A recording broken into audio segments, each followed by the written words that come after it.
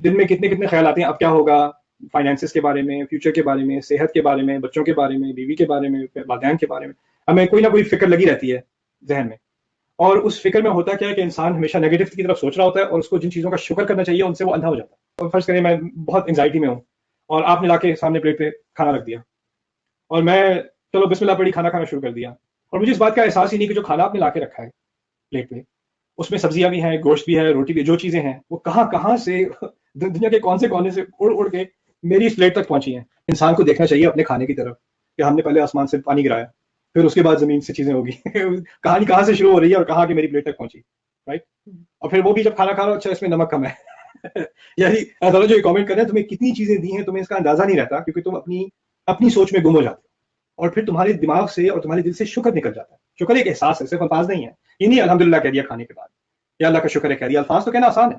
شکر اصل میں دل کی حالت ہے.